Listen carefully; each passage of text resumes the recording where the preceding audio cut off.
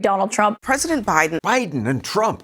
The media blather endlessly about them. President Biden. Donald Trump. But there is another person who will likely be on every ballot. I want you to have control over your own body, and I want you to be able to live your life as your authentic self in peace. Chase Oliver is the Libertarian Party candidate. Voters deserve a chance to have their voices heard, and they shouldn't have to be lumped into one box or the other. We have to put the ideas out there. I recently posted a short video with Oliver, but he has many other interesting ideas, thoughts you won't hear from Trump or Biden. So here's our full interview. We discuss the controversies over immigration, war, taxes, welfare, and what it means to be a libertarian. What's a libertarian? A libertarian is someone that allows you to live your life in peace, free from government intrusion. We seek to fight for the idea that if you're not harming anyone, your life is your life, your body is your body, your business is your business, and your property is your property. Not the government's and not mine, because we believe in the most local governance, which is self-governance. But don't Democrats and Republicans basically believe that? Well, they love to talk the talk about that stuff, about freedom and liberty. A belief in liberty. We followed freedom. It's about freedom. But in reality, they could put all kinds of government programs that invade your privacy, your business, your life. And we think if you're living your life in peace, why do we have those expenditures? Why are we taking tax money out of somebody's pocket to fund a program through government that honestly, just about every program could be better done through the private marketplace? You say government is ultimately violence. What do you mean? No matter what government is, it has a monopoly on violence. And no matter what the law is, the regulation. By violence, you mean force? Yeah, force. Force at the end of the day is what government uses to push its goals upon other people. Everything is backed by a bullet and a badge. And so for me, I think of what's important, okay? Murder is important. We need a bullet and a badge there to prevent murder. Do we need a bullet and a badge to prevent licensure for so many jobs that we have in this world? We pay over $100 a month to be a fortune teller in the state of Georgia. Do we really need that? Does that need to be backed with a bullet and a badge? Or can we just trust that, people can go to the people they want to go to for their haircuts or for their fortune telling or anything else that's currently licensed? That doesn't need to be backed with force. So you're elected. Let's pretend. The economy. First thing, what would you do? Well, the first thing I would do is signify to Congress that if they submit to me a budget that isn't balanced, it'll be a vetoed budget. I'll be challenging Congress to get to a neutral budget so we're not adding to the debt and deficit. All right, they'll say, sure, we'll balance it. We'll raise taxes. It is time for a wealth tax. Yeah, you're going to have to pay more in taxes. We're pushing for fair taxation on the billionaires. Well, that won't be happening under me. That'll also be a vetoed budget. The cutting of spending is what's important. We're not going to tax our way out of this problem. We could tax everybody to 100%. All the millionaires and billionaires that are quote unquote not paying their fair share, that would fund the government for a few weeks, if anything. The problem is spending, not taxing. We need to cut taxes, but we have to cut spending first. Shouldn't the rich pay more? We have more. What we need to start seeing is actually removing taxation as much as possible across all levels. Because when we take money out of anybody's pocket, whether they're rich, whether they're poor, we're removing their ability to make more economic decisions and create new wealth, create new opportunities. And so, no, I think it doesn't matter what income level you're at, you as an individual, rich or poor, can probably better allocate your resources and figure out a better way to spend your money than a government bureaucrat who has no idea who you are. Biden administration is rolling out heavy tariffs. New tariffs. Aluminum tariffs. You would end tariffs. Yes. I believe it's economic protectionism. Tariffs are paid by the consumer. They're not paid for by China. When we put a tariff on China, Chinese businesses aren't paying that tariff. We are when we buy goods that come from outside the United States. And that adds the cost that every American family is facing right now. And it's a trade war that we don't need to be engaged in. We need to be encouraging free and open trade. And those who engage in economic protectionism, their economies will suffer in the long run. So we need to encourage free trade, open trade, and voluntary exchange, as opposed to trying to tariff our way out of a trade war with China. And yet Trump passed big tariffs on China. Biden increased them, or plans to. And they say it's because we have to protect American business. Too many good-paying manufacturing jobs move overseas. And that's just ridiculous. What that is Joe Biden doubling and tripling down on the policies that he ran against in 2020. So he's running against his own policies that he said he supported in 2020 by doubling and tripling down on Trump's tariffs. What that is that's Joe Biden being afraid and trying to use fear of China to keep him in office, when really he should be championing free trade.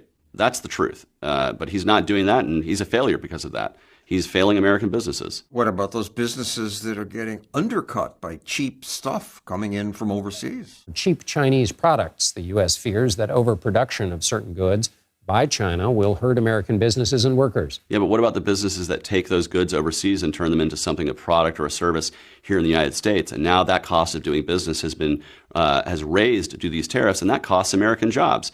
If you have to say, hey, my bottom line has increased due to tariffs, I can't hire another worker, that's hurting the American economy. That's hurting the American family. You should nominate me or at least vote for me. Donald Trump spoke at the recent Libertarian Party convention. RFK Jr. spoke too. I don't recall any part of the United States Constitution where there's an exemption for pandemics.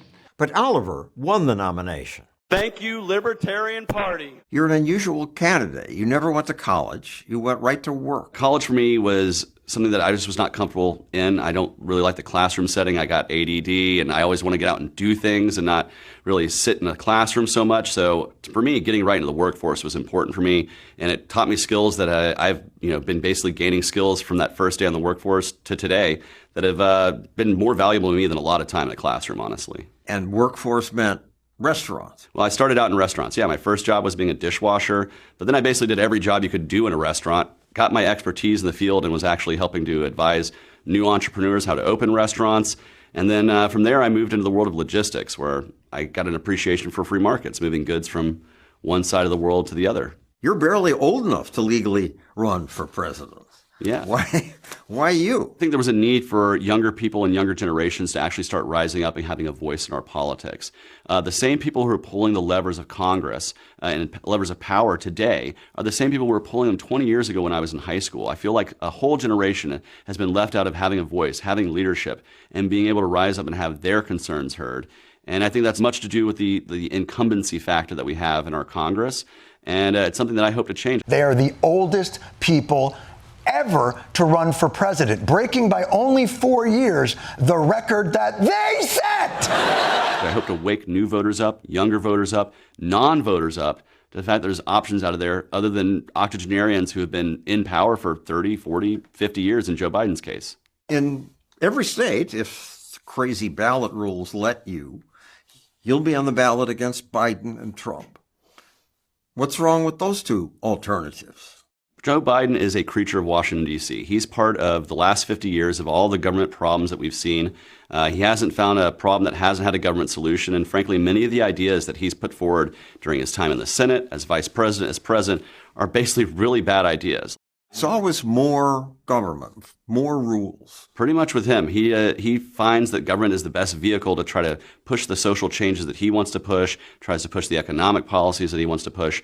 And I'm the exact opposite. I'm a libertarian. I think I can trust you and all the other people out there to make better decisions than 435 central planners in Washington, D.C. I trust millions and millions of people to make trillions and trillions of marketplace decisions. And so he's just this old status quo creature of Washington that is just everything we haven't liked about Washington for the last 50 years. And then you have Donald Trump, who is an agent of chaos, a blatant authoritarian, someone who has openly professed that he's going to use the mechanisms of government to punish his enemies. He's running to be vengeful, not running for the American people. And many of the things he criticizes Joe Biden on, he's done himself. He's blown up the debts and the deficit. He's been terrible in the economy.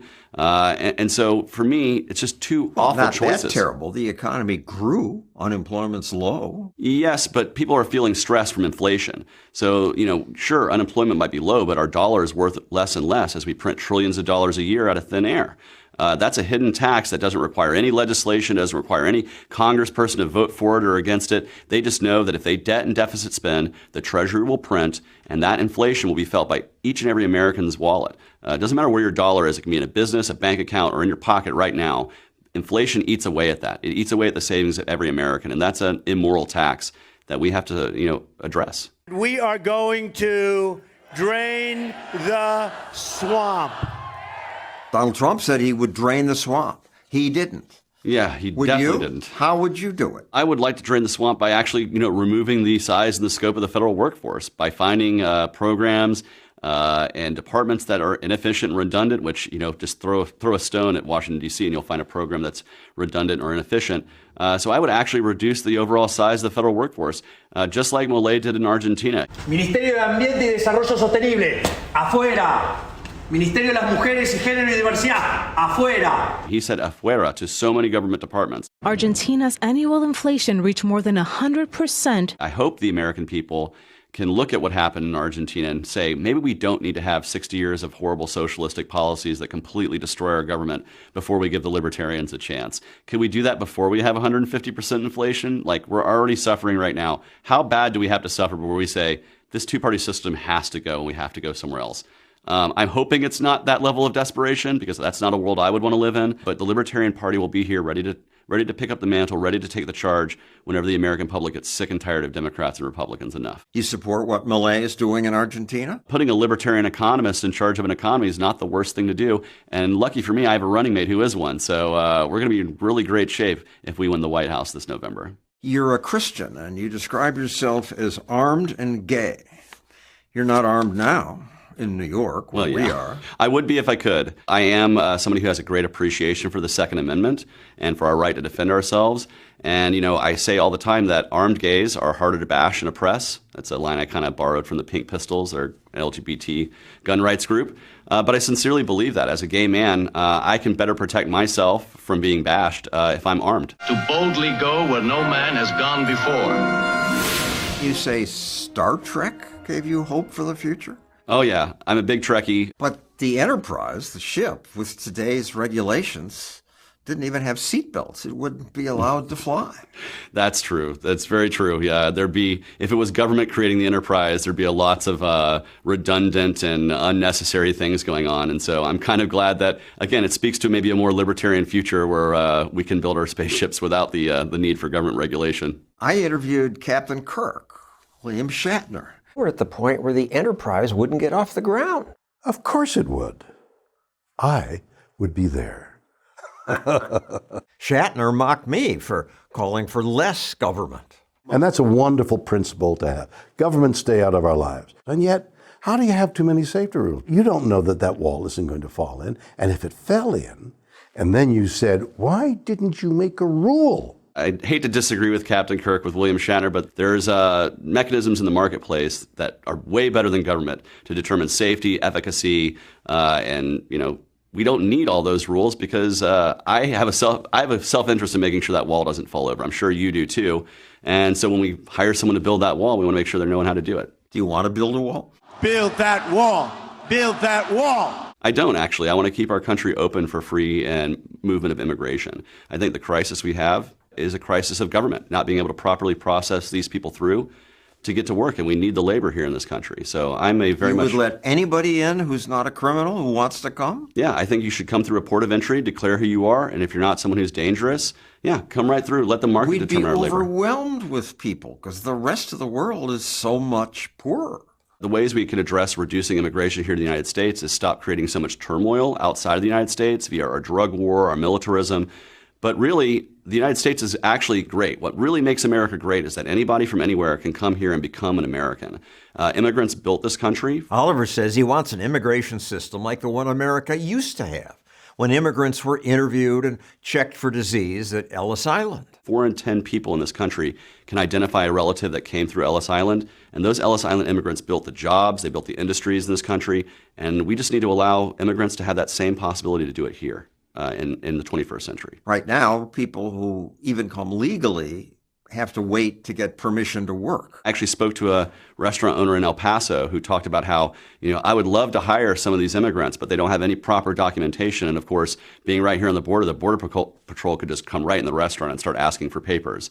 And so he's like, as much as I would like to help these people not have to rely on charity and welfare programs, but give them a real job, we're just not able to do that because of the failures of government. We need to solve that crisis so these people can get to work. How can we have completely open borders when America has become a welfare state and people would come here to freeload?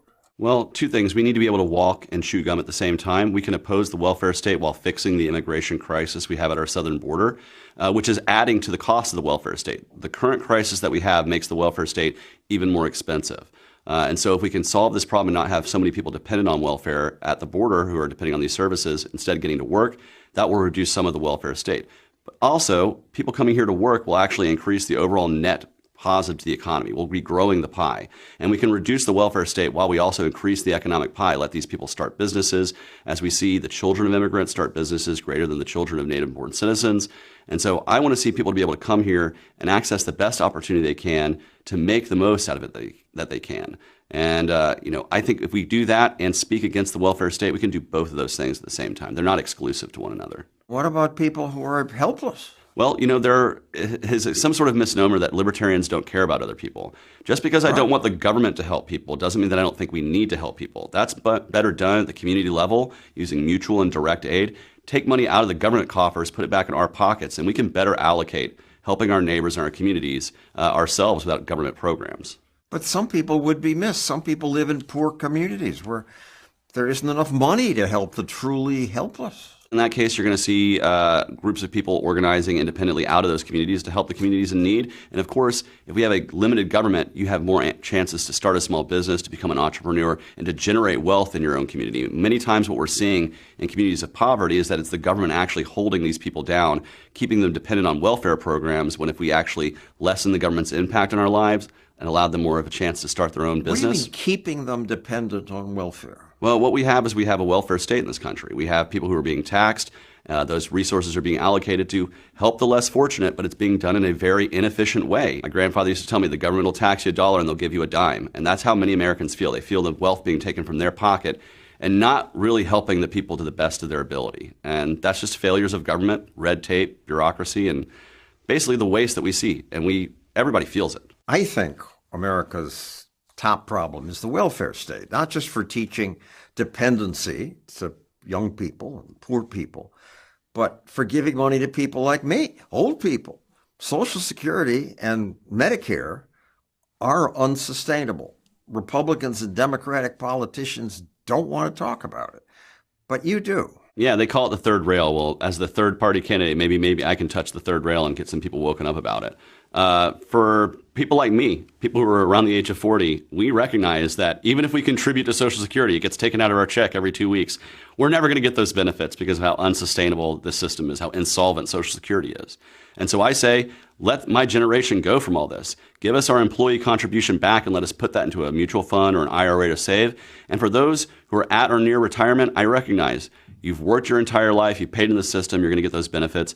My parents live on a fixed income. I don't want to remove that from people who are currently on it. But for those who are you aren't paying in, who's going to pay for them? So you would leave the employer contribution long enough for it to be solvent, long enough to retire this last generation, and then remove Social Security forever. This needs to be the last generation. Social Security. You can't win any election criticizing that. Well, the truth is sometimes you have to be bold in your principles, regardless if it costs you a few votes or not, because we have to put the ideas out there. We have to sound the alarm that Social Security is unsustainable. And frankly, if you were given your wealth back, you could just put that into the marketplace and earn a far better retirement than what the government's providing you in their Ponzi scheme of Social Security. Far better when you look at the numbers. I'd have much more money. Just put your money in the S&P 500, you'll do better. Other government programs, the Department of Education. I would eliminate it. I believe that education should really be, again, at the most local level possible, and that should be to the parents to determine the school their kids want to go to. I don't like seeing the Department of Education saying, hey, if you want $1 of our tax money from the federal government, you got to do $1.10 worth of regulatory action. That ties the hands of local school systems all over the country, and really, we need to be removing ourselves from the government school system altogether and letting parents determine the schools their kids want to go to and letting the educational free market spring up as it needs to. Because I'm from Atlanta. The schools are so bad that the teachers had to cheat on standardized testing to get tax money.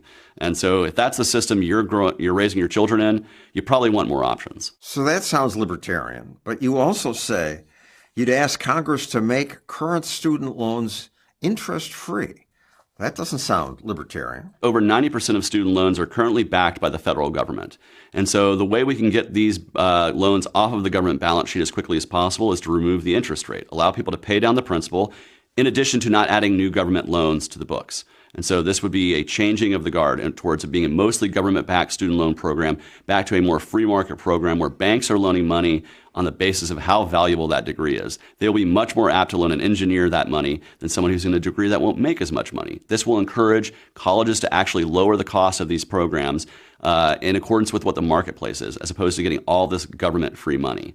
And so, yes, giving them the interest rate free is not the most, I guess, libertarian idea in the world. But getting government out of the business of student loans certainly is a libertarian idea, and this facilitates that as quickly as possible and gets government out of the business of higher education.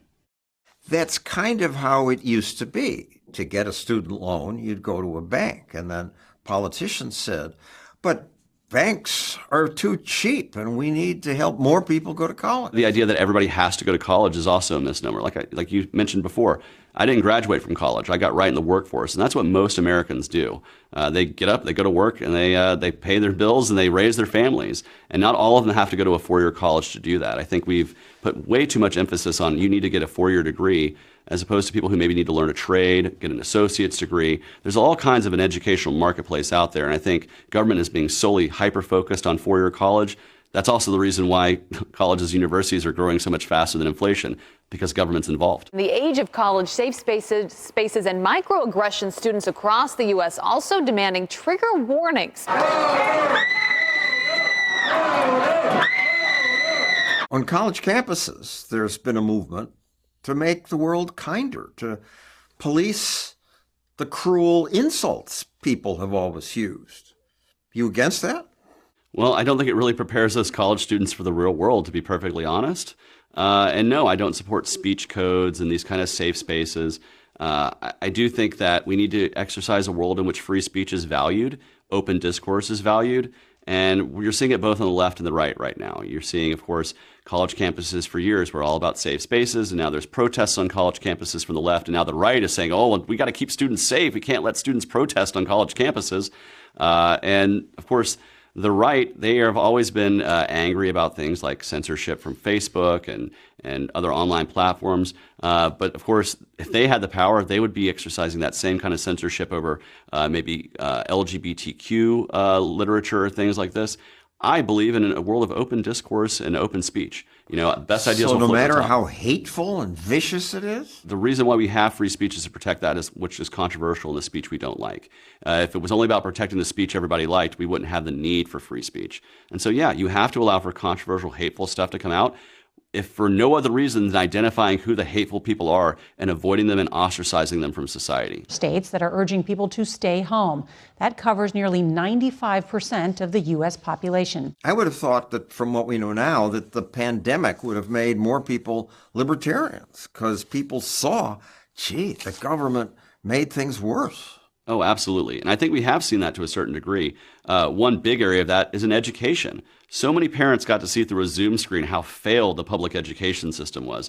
And I know so many parents that pulled their kids out of schools. They started individual pod learning or homeschooling or have gone to charter schools because they saw firsthand while they were trying to do their remote work in the other room how badly their children were being educated by a failing public school system that wasn't ready to address the pandemic or the learning challenges that would come from that. And so there's a lot of other examples there. And I think people have become more libertarian. They just need to realize it. A rise of 3 degrees would affect everyone. Even wealthy cities and rich countries wouldn't be immune to the consequences. Climate change. What would you do about that? Well, climate change is something that's not, again, going to be solved by central planners and government. It's going to be solved by human innovation, and that's best facilitated through a free market. Consumers are interested. Innovation, like maybe someone will invent a carbon suck machine. Yeah, or be able to create the ability to move goods without the use of carbon. You know, I'm somebody who works in the shipping industry now. Maritime shipping is the cleanest way to move things from A to B. But you know what would be emission free is if we had nuclear-powered shipping, right? We can do that. We have nuclear-powered submarines. But there's a lot of other technology that can be pushed forward because consumers want it. They want cleaner and more efficient ways to run their lives, to get goods to their store shelves. And so we have to encourage that instead of saying, well, let government pick the winners and losers here. That's how we got the Solyndra problem. That's how we got a lot of these firms that got billions and billions of dollars of tax money, and they ended up not being viable. I say give the American people their tax money back and let them allocate where technology is viable and let them pick the technology of the future, and not Joe Biden and the 435 members of Congress. And climate change is a real problem? I do believe that we are seeing the climate change. I think that carbon being put in the atmosphere is a real concern. But I also think that we as humans will develop the technology and the ingenuity to get us out of this problem. I have no fear of that. I see Rolling Stone calls you the most influential libertarian in America. But wait a second. What about Ron Paul? What about me? I think I'm the most influential. Well, you're very influential, and nothing against you. And I think Rolling Stone gave that moniker to me in 2022 after I forced the runoff in the U.S. Senate race, which was extremely important. It was the most expensive Senate race in history. And I forced... In Georgia, you forced the runoff. Yes, against Raphael Warnock and Herschel Walker. In Georgia, it's headed for a December 6th runoff election. And so in doing so, I gave huge amounts of notice and prominence to the Libertarian Party and really upset the most important Senate race in the country. And that got a lot of eyeballs on Libertarians. Both candidates are fighting for the 80,000 Georgians who voted for Libertarian Chase Oliver. You'll probably be on the ballot in all the states, and people, Democrats and Republicans, complain. He's going to be a spoiler. He's going to elect the other guy. The third party could end up playing spoiler for Democrats and for President Joe Biden. Libertarians have been spoilers before and could be again. I've always said you can't spoil something that's already rotten. And if you look at the approval ratings of Congress and the president, they're always below 50%, or even in Congress, below 20%. They're already spoiled rotten. People are sick and tired of the two-party system. And so if you call us a spoiler, the only thing that's being spoiled is the two-party elitism, the people who want to control our government. I say, if you don't want spoiling, give us ranked choice voting. Give us better ways to vote that don't have the quote-unquote spoiler effect. But I can't give that to you. I'm just Chase Oliver, the Libertarian candidate. It's the people who are in power in the government and the state houses across America that could give us ranked choice voting and have truly more representative ways of picking our leaders. But they are just fine not having that and spoiling every election because it maintains their power. They're the spoilers. If you get 3% of the vote, that would be a lot for non-major party candidates. Trump said, "What is the purpose of the Libertarian Party getting 3%? What is the reason to take a chance of having this horrible president destroy our country?" Is he talking about himself? Because he's a horrible president who was destroying this country. He's talking about Joe Biden. I'm sure he is. But in all seriousness, we get our 1 to 3%. We're pushing the Overton window, and we're putting the ideas of liberty out there. For 50 years, or more than 50 years, the Libertarian Party has been around. And if you look at things like the drug war and cannabis, we were leading the way 50 plus years ago. If you look at gay rights and same-sex marriage and don't ask, don't tell, and all these things, we were leading the way over 50 years ago. We've been ahead of the mainstream. We carved the path of the mainstream, the river of mainstream political opinion later comes down. And I'm very proud of libertarians for doing that. You should nominate me or at least vote for me, and we should win together. The idea that we can win together. No libertarian is going to be winning under Donald Trump. I mean, he makes promises, and sure, he's made promises to many people in the past. Oh, I'm going to be libertarian on this, I'm going to do this, or I'm going to do that. I trust him about as far as I can throw him, because the truth is he's been a liar his entire life throughout his time in business, throughout his time in politics. And so, sure, he can say a lot of things that libertarians might want to hear, but what we have is the advantage of seeing 4 years of him governing in action. And it was extremely unlibertarian. He locked down this country. He blew up the debts and deficits. He increased the amount of drone bombs in the war machine. He is not a libertarian. He never has been, and he never will be. If you hurt Biden or Trump, who would be worse as president? Biden or Trump? I was asked at the Libertarian Convention with a gun to my head. If you had to pick a Democrat or a Republican, a Joe Biden or Donald Trump, gun to your head, who would you vote for? The gun would go off. They are both terrible in their own ways. They're two sides of an authoritarian bird. And frankly, I think we're going to be more polarized, more hyperpartisan, and less able to come together as one American nation if either of those men win the White House, which is why I'm running for the White House, because I want to bring unity to our country. You were originally a Democrat. What changed? Well, what changed was the Democratic Party, because I started out in the Democratic Party as an anti-war protester, opposing the Bush wars. And we had a candidate for president who ran on a lot of promises to end those wars. I will get our troops home. We will bring an end to this war. Close Gitmo and change the way we do business with foreign policy. And he actually got elected. That was Barack Obama. And then he failed on every one of those promises. And it drove me out of the Democratic Party because I realized it wasn't really an anti-war party. It was an anti-Bush party masquerading as an anti-war party. George W. Bush authorized 48 recorded drone strikes over his 8 years in office. Obama launched 52 in his first year alone. The war machine was in both major parties, and I'm glad I found the Libertarians, because they're the real anti-war party. The first job of government is to keep us safe. Even we libertarians say that's a role for government. So what would you do? China is a threat? Russia is a threat? Yeah, well, first, we don't need to be militarizing our response. I think when we push people with militarism, that increases tensions. We need to signify that The United States military is to protect the United States from invasion. It's not to be the world's policeman. If our government doesn't do it, other governments like China are going to step in. Nations will become dependent on them. What we need to be doing as we disengage militarily is we need to be warning nations of the world to not allow others to try to take over and dominate them. We need to have equal trading partners in the world. I'm tired of seeing us flex our muscle on these other nations, and I don't want to see China doing that either. But that involves free and voluntary trade and opposing these kinds of trade wars that we see. When we have been trying to be the world's police, that increases tensions with nations like China, with nations like Russia. I think the biggest mistake that we made post-Cold War was being, adversarial to Russia. We should have as Europe and the West, should have been much more wanting to work with Russia post the Cold War, because we would probably not have a Vladimir Putin in office if we'd increased market liberalism in Russia when we had the chance. I thought we were, after the Berlin Wall fell, working with these former Soviet countries, and it's worked out well for many of them, but Russia becoming a threat would have happened anyway. It's Putin. What we have to look at with Russia is that we are both the two preeminent nuclear superpowers in the world. I don't think either of us want to really go to war with each other. And so we're going to have to look to solutions to working diplomatically outside of those channels that don't involve us trying to increase military tensions.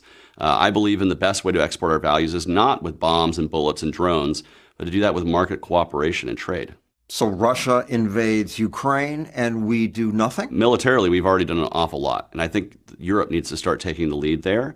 But what we can do is have a diplomatic response to that. I support the bringing refugees in from Ukraine who are currently in danger. Let's bring innocent people out of the war zone. Let's keep them safe until the war is over. Let them resettle if they'd like to once the war is done. And of course, I oppose military conscription. So if I were president, I would offer amnesty to any member of the Russian military who's currently being conscripted to fight in a war they don't want to fight in. Because I believe conscription is slavery, and it's slavery with bombs and bullets. Conscription is the draft. Yes, I oppose it 100%, both here at home and abroad. I think it's wrong for any government to force people to fight in a war they don't want to fight in. And the drones, you say.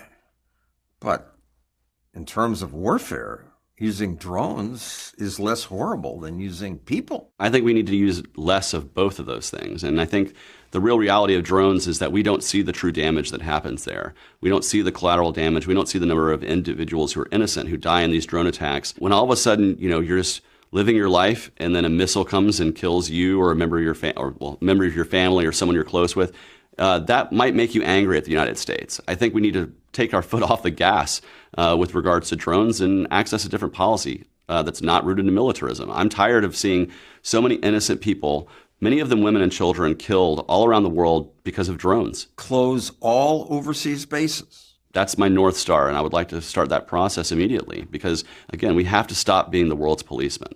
The United States should protect itself from invasion. We should protect our citizens. But that doesn't require us to have to protect every single citizen around the world.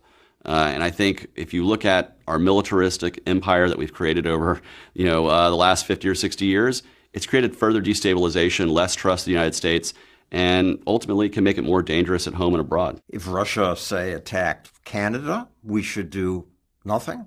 I think Canada would ask for our help, and I think there's a strategic reason we would want to help them. The continent of North America is something that we would want to make sure that no nation is invading.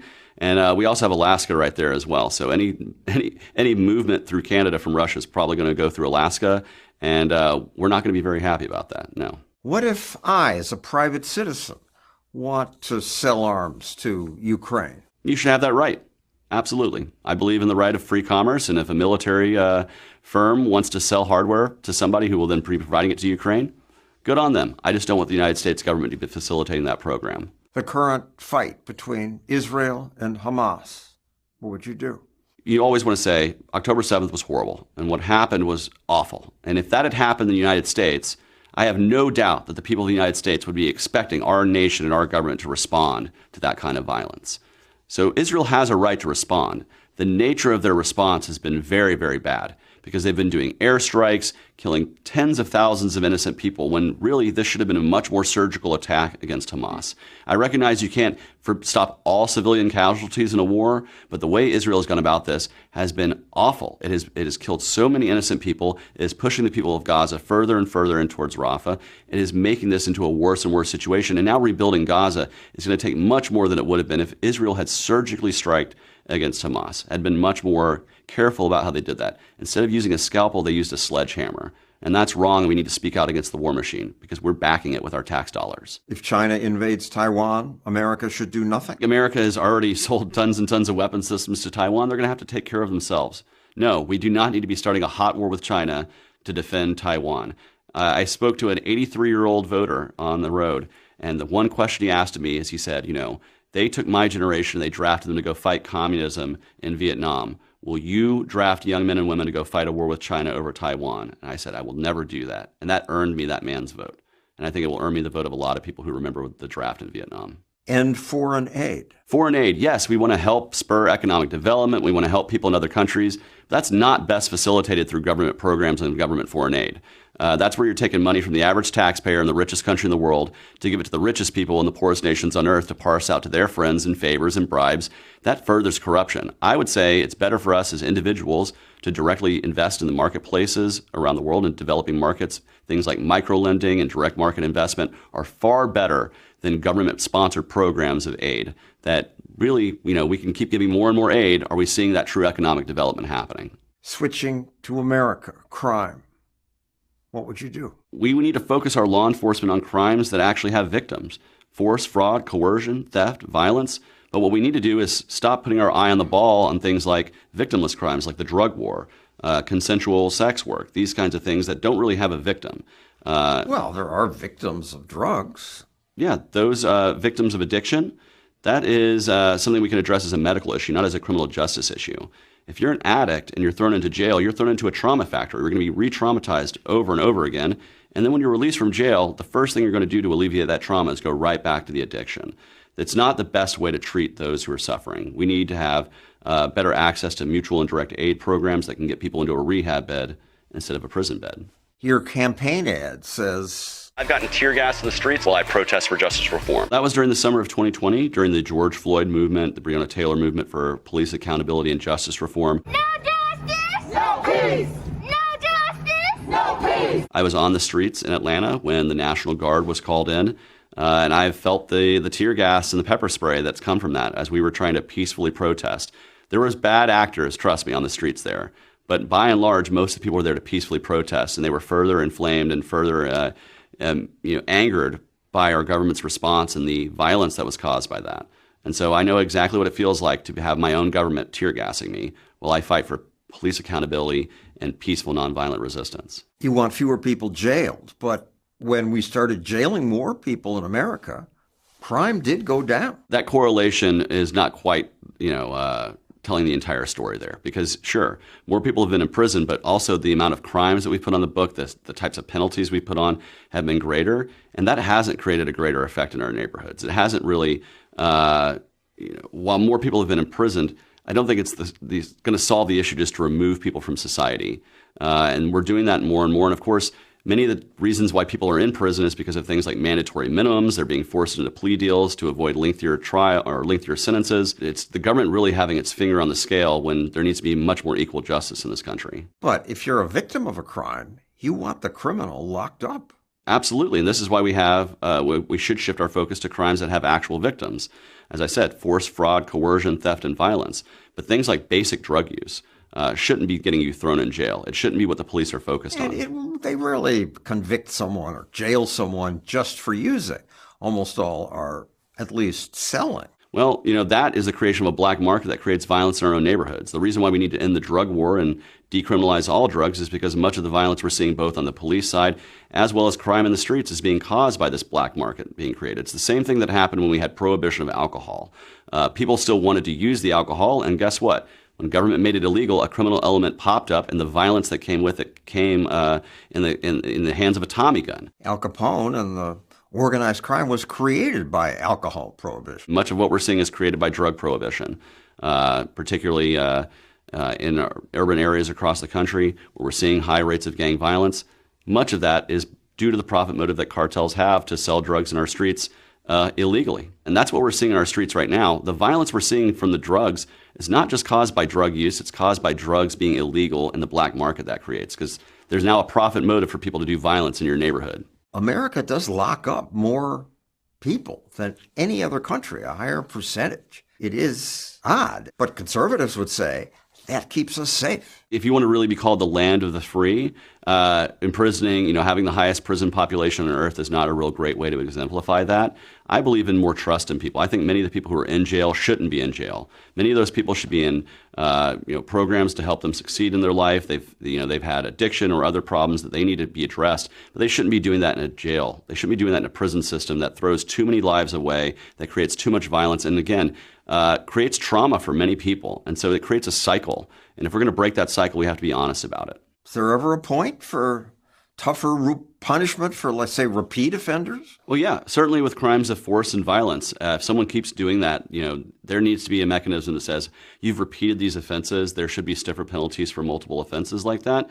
Absolutely. I'm not opposed to those things. But of course, localities and states are going to determine those exact things. What I'm opposed to is mandatory minimums that say the first time you do a crime, you must suffer the harshest punishment possible. Because what that does is that ties the hands of judges to treat these things on a case-by-case basis. And it forces far too many people to take a plea agreement for something they maybe haven't even done. And so, yes, I would like to see stiff penalties for crimes that involve violence, and particularly repeat offenses need to be addressed as such. But for the average person, they don't have their hands tied with mandatory minimums being forced to take a plea. So you sound libertarian to me, but among some libertarians, you're controversial. Montana's and Colorado's libertarian parties rejected you as their candidate. I can't speak for hurt feelings from a convention where people maybe had a different candidate they wanted. I want to unify this party. I'll be honest, if another candidate had won our party's nomination, I'd be right up there endorsing them, ready to work for them in the state of Georgia, because I believe in the Libertarian Party, I believe in our message. If folks are hurt over a few positions of mine, I urge them to really compare me to the other candidates. Really think about me compared to Biden and Trump and RFK. Let's talk about those positions. The Colorado Party tweeted out, Oliver saying gender-affirming care is a decision between parents and child. Yeah, I believe that's perfectly in line with our healthcare freedom policy plank and our parental rights plank of our party. That fits right. Why do we want government bureaucrats to be determining those things? Let the parents who are directly affected, who are going through this with their children, let them determine those things, just like every other healthcare decision. But another criticism that makes more sense to me, while Chase Oliver was having a masked and distanced Thanksgiving dinner, libertarians risked fines and jail to have a normal, human, illegal Thanksgiving. I am never going to determine what other people's behavior is and say that that needs to be the way it is. I did what I did during the beginning of the pandemic. You tweeted, it's not impossible to be responsible, limit the size of groups, wear a mask when not eating. Yeah, and that was responding to Lori Lightfoot, the governor or the mayor of Chicago, who said we can't have Thanksgiving dinners because it's too dangerous and we'll all get COVID from it. And I said, there are ways to actually do that and mitigate the chances of you spreading a disease. You just have to be smart about it. And I actually think that's quite libertarian for me to say to the mayor of Chicago, hell no, I'm going to have Thanksgiving. I don't care what the government says. I'm going to do what I'm going to do and make my own determination and my own decisions. But now you're criticized because you wore masks and then took them off to eat and then put them back on. But on your side, it was 2020 and we were all terrified at the time, and lots of us wore masks in stupid situations. I had immunocompromised friends and family. And so those are the people that I was thinking of first and foremost. I wasn't thinking of performative, I won't wear a mask because whatever. I was doing what I thought might have been best at the time. And then, of course, in the city of Atlanta, to go shopping or anything, you had to wear a mask. And I wanted to continue living my life as much as possible, and the ability to go to the grocery store if I had to put a mask on to do that was far less of an inconvenience than not being able to live my life at all. I recognize that much of the country was far more locked down than Georgia was. And if you look at the economic growth that Georgia had in response to a lot of the big lockdown states, I think it's a good thing that we did reopen as quickly as we did. But I'm never going to shame anybody for their decisions that they made at the time. And frankly, I think it's unlibertarian to kind of shame people's personal decisions and demand that the government should have been making those, or the government, some sort of determinant of what's right and what's wrong. No, you should determine what's right and what's wrong. You make some conservatives mad, too. Far left person when it comes to libertarian social policies. He supported the employer vax mandates, which is the least libertarian policy in human history. Ben Shapiro is not a libertarian. He's not one to really be able to tell us what is and isn't libertarian if you look at his policies and what he believes. But frankly, I support the right of property owners to determine the business that happens on their property or in their business. And if that includes vaccines or, saying you have to wear a mask to enter their business, you as a consumer then have a choice to, will I work at this business or will I take my talent elsewhere? And I would say a lot of businesses who required vaccines probably lost a lot of good talent to firms that didn't. And that's the way the marketplace is supposed to work. That's the way the marketplace is supposed to react, not government. Yeah, he implies he wanted mandates, but you're just saying let a private owner require whatever he wants on his property. Yeah, I don't support mandates from government at all. In fact, I support your right to make your own determination and your own decisions. We libertarians have said for a long time, good ideas don't require force. And we have to live that value. We have to live that principle and say, no, we don't need the government to mandate things, even things we might think are good or can save lives. We'll mandate that for ourselves. We'll mandate our own behavior. That's self-governance. Another comment from Shapiro. He is in support of the transing of the kids. He talks openly about sending kids to drag queen story hour. There are actual pictures of him with drag queens. Oh no, photos of me with drag queens. Oh my. The truth is I support the right of parents to make the healthcare decisions in consultation with their doctor and their children that are best for that child. I'm not in favor of transing or not transing. I'm in favor of parents making determinations that's the best for their family. And I'm not a healthcare expert, and neither has Ben Shapiro. As far as drag queen storytime, I went to a drag queen storytime event in Rome, Georgia, the Pride Parade that Marjorie Taylor Greene had her people protesting against, because I wanted to see what this was all about. I wanted to see what the fuss was all about because, I'm a gay man. I've seen adult drag. I have. And I'm like, that's not good for kids. But what is this story time? It was a person in a wig reading a story about butterflies and singing Baby Shark. It's the equivalent of Mrs. Doubtfire. It's not anything to be controversial or scared of. And I think maybe some of these conservatives who are terrified of Drag Queen Story Hour maybe should go attend one and recognize that, yeah, they're reading one fish, two fish, red fish, blue fish. It's not some sort of Marxist indoctrination center. These kids are just singing songs and being entertained. The Libertarian Party has nominated Chase Oliver, a far-left communist candidate. Cool. I'm not one. I absolutely oppose communism and central planning and with every fiber of my being. And so I don't know where people get this idea that I'm a communist, considering I hate the idea of centrally planned markets. I can't stand the inefficiencies and the violence that come. And of course, the millions of people who were killed through starvation and violence from the state when the Soviet Union was in power. Yeah, communist states are terrible, and I oppose communism 100%. I'm quite libertarian. I don't understand this affectation of me somehow supporting the left or Marxism or these kinds of things. I just support the right of people to make their own decisions for themselves. I mean, nothing can be more libertarian than that. Thank you, Chase Oliver. Thank you very much. So now you know a little more about presidential candidate Chase Oliver. If you want to hear more bold ideas you won't see other places, make sure to like this video, subscribe, and hit the notification bell.